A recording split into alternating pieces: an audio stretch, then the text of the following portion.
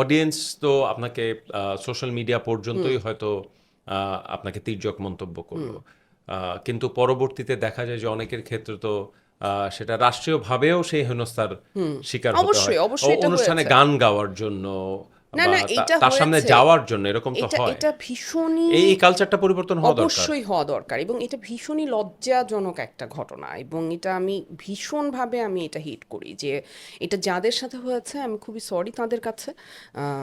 মানে স্পেশালি নুসরাত ফারিয়ার সাথে যেটা হয়েছে এটা তো ভয়ঙ্কর।